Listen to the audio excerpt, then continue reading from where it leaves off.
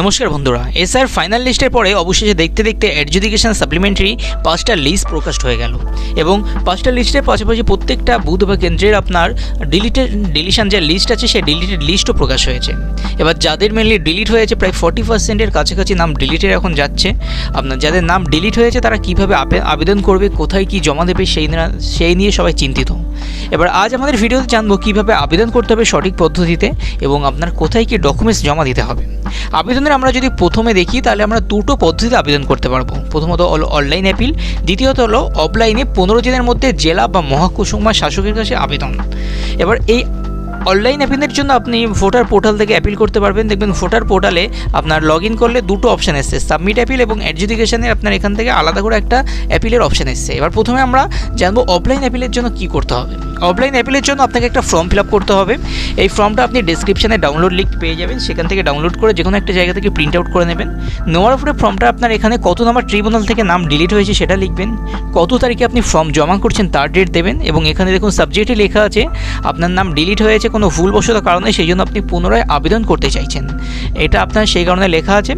আর actually যারা আবেদন করছে বা যাদের কাছে লিগাল ডকুমেন্টস সমস্ত কিছু আছে, আপনি যদি ভাবছেন যে আমার কাছে সমস্ত ডকুমেন্টস শাখা তত্ত্বেও নাম ডিলিট হয়েছে তবেই আপনি আবেদন করবেন, নাহলে ফর্ম 6 এন্ট্রি করবেন। এবার আবেদনের জন্য আপনার প্রথমে সাবজেক্ট লেখার পরে দেখুন রেসপেক্টেড স্যার বা ম্যাডাম লেখা আছে, দেওয়ার পরে আই এম দিয়ে আপনার এখানে নামটা লিখে দেবেন। অবশ্যই বাংলায় লেখার চেষ্টা করবেন না, কারণ ইংলিশে লিখবেন, কারণ যারা দেখছেন তারা অনেকে অবাঙালি আছে, তাদের বাংলা পড়তে সমস্যা হতে পারে, আপনি ইংলিশে লিখবেন পুরোটাই। প্রথমে আই এম দিয়ে তারপরে এখানে আপনার নাম লিখবেন, তারপরে সন অফ, ডটার অফ বা ওয়াইফ অফ দিয়ে আপনার বাবার নাম, আপনি যদি কন্যা হও তাও আপনার বাবার নাম লিখতে পারেন, কিংবা আপনার যদি ভোটার কার্ডে স্বামীর নাম থাকে তাহলে এখানে স্বামীর নাম দিবেন এবং রিসাইডিং অ্যাট ভিলেজ আপনার গ্রামের নাম, পোস্টের নাম, থানা, ডিস্ট্রিক্ট সমস্ত কিছু এখানে দেবেন। এবং দেওয়ার পরে আপনার এখানে দেখুন কত তারিখে সাপ্লিমেন্টারি থেকে নাম ডিলিট হয়েছে সেই অনুযায়ী এখানে একটা তারিখ দিয়ে দেবে। যদি এর মধ্যে কিছু একটা না থাকে তাহলে এটা একটা কেটে নিচে আপনি তারিখ দিয়ে দিতে পারেন। এবং তারপরে দেখুন এই চারটে ফিল আপ করতে হবে। আপনার এপিক নাম্বার দিতে হবে, ভোটার কার্ডের ডিলিটেড ভোটার কার্ডের যে নাম্বার আছে সেটা বসাবেন, আপনার পার্ট নাম্বার বসাবেন, কোন পার্টের আপনি সিরিয়াল নাম্বার এবং আপনার বিধানসভা কেন্দ্রের নাম বসাবেন এখানে। তারপরে যা লেখা আছে আমি একবার পড়ে নেবেন সমস্ত কিছু, কী কী ডকুমেন্টস আপনি সাবমিট করছেন এখানে লেখা আছে। I have attaché photocopies of Aadhaar card, epic number, pan card, এই সমস্ত আপনি ডকুমেন্টস সাবমিট করছেন সেটা এখানে একবার পড়ে নিয়ে আপনার ইওর ফেসবুক এবং অ্যাপ্লিকেন্টের সিগনেচার এই মাঝখানে এখানে সিগনেচার করে দেবেন।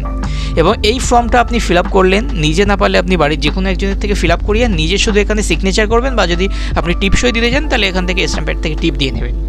দেওয়ার পরে এই ফর্মটার সাথে সাথে আপনাকে হিয়ারিং নোটিশ কপি, আপনার যে বিএলও হিয়ারিং নোটিশ কপি দিয়েছিল সেটা, এসআইয়ের ফর্ম, আপনার ইনভিটেশন যে ফর্ম দিয়েছিল প্রথমে আপনার ছবি বাছাইতে ছবি মারার অপশান ছিল, ওই ফর্মটা নিতে হবে। আপনার যদি বার্থ সার্টিফিকেট থেকে থাকে তাহলে বার্থ সার্টিফিকেট, স্কুলের যদি কোনো সার্টিফিকেট, অ্যাডমিট কার্ড, মাধ্যমিক বা উচ্চ মাধ্যমিকের কোনো কিছু থেকে থাকে সেইগুলো প্রত্যেকটা জেরক্স করবেন। আপনার প্যান কার্ড, আধার কার্ড এবং 2002-এ যদি পরিবারের যে কোনো আপনার রক্তের সম্পর্কের মধ্যে কারোর নাম থাকে তাহলে সেই ফর্মের লিস্টে জেরক্স জমা দিতে হবে। 2026-এর ড্রাফট লিস্ট এবং আপনার যে ফাইনাল লিস্ট থেকে নাম ডিলিট হয়েছে সেই দুটো লিস্টও জমা দিতে হবে। এবং আপনার ডোমিসিয়াল বা রেসিডেন্সিয়াল প্রুফ থেকে জমা পঞ্চায়েত থেকে বা আপনার পৌরসভায় কথা বলে একটা ডোমিসিয়াল বা রেসিডেন্সি সার্টিফিকেট আপনি বার করে নেবেন। নিয়ে এই 8টা ডকুমেন্টস আপনি জেরক্স করে প্রত্যেকটা নিচে সিগনেচার করে এই ফর্মটা সবার প্রথমে অ্যাটাচ করে আপনার নিয়ারেস্ট যে বিডিও আছে, এসডিও আছে বা বিএলওর মাধ্যমে এই ফর্মটা আপনাকে জমা করতে হবে। নর্মালি বিডিও বা এসডিওতে জমা করার চেষ্টা করবেন, যদি তারা নাও নেয় কোথায় যে জমা করতে হবে তারা সঠিক পদ্ধতি বলে দেবে। এবার আমাদের মেন ফর্ম আসি অনলাইন ফর্মের ক্ষেত্রে। অনলাইনে ফর্ম মোটামুটি প্রত্যেকেই বিভিন্ন রকম ভিডিও দেখে নিয়েছে কীভাবে ফিল আপ করতে হয়। এবার আজ সেই সম্পর্কে আমরা বেশি বিস্তারিত যাব না। ফর্ম ফিল আপ করতে চেয়ে যে সমস্যাগুলো হচ্ছে সেইগুলো নিয়ে আলোচনা করব। আপনার এই ফর্মটি ফিল আপ করার জন্য প্রথমত ভোটারের সাইটে যেতে হবে, voter.eci.gov.in, আপনি ডেসক্রিপশানে লিঙ্ক থেকে ডাইরেক্ট এখানে ঢুকতে পারেন। দিয়ে আপনার প্রথমে নাম, মোবাইল নাম্বার দিয়ে এখানে লগ ইন বা সাইন আপ করে নিলেন। নেওয়ার পরে আপনি ডাউনলোড ইলেকট্রিক রোলের থেকে এখান থেকে আপনার লিস্ট আপনি ডাউনলোড করতে পারেন, যেটা আশা করি প্রত্যেকে এখন জেনে গেছে। এখান থেকে আপনার বিধানসভা কেন্দ্র, আপনার ডিস্ট্রিক্ট, এসএমএল নাম্বার থেকে শুরু করে সমস্ত কিছু দিয়ে আপনি এখান থেকে ফর্ম ডাউনলোড করে নিতে পারেন। এবার যাদের ডিলিটেড হয়ে গেছে তাদের দেখুন প্রথমে ফাইনাল লিস্ট থেকে যাদের ডিলিট হয়েছিল তারা প্রত্যেকে সাবমিট অ্যাপিল থেকে সাবমিট করছিলেন, এখানে সাবমিট অ্যাপিল থেকে দিয়ে সাবমিট করছিল। আপনার এখানে নোটিশ নাম্বার চাইছিল, অনেকের ক্ষেত্রে নোটিশ নাম্বার পাওয়া যাচ্ছে না। আমি এর আগের ভিডিওতে বলে দিয়েছি আমাদের পুরনো নোটিশ নাম্বার কী করে পাবেন, সেই অনুযায়ী আপনি সার্চ করে নেক্সট করতে পারেন। আর মেল যারা এডজুডিকেশন থেকে নাম ডিলিট হয়েছে তাদের জন্য ট্রাইব্যুনালে অ্যাপিল করার জন্য আপনার নতুন একটা অপশান দিয়েছে ইলেকশন কমিশনের, আপনার এই সাইডে দেখতে পাবেন, বা ভোটার eci.net অ্যাপ ইনস্টল করলেও দেখতে পাবেন। সেখানে সাবমিট অ্যাপিলের নিচে submit appeal for individual under adjudication থেকে যাদের ডিলিট হয়েছে তাদের কী করে অ্যাপিল করতে হবে তার জন্য আপনার এই অপশানটাকে ক্লিক করতে হবে। এখানে ক্লিক করলেন, করে আপনার ভোটার নাম্বারটি বসিয়ে দিলেন। এবার ভোটার নাম্বার বসিয়ে দিলে আপনার এখানে দেখুন সমস্ত ডিটেলস চলে আসবে।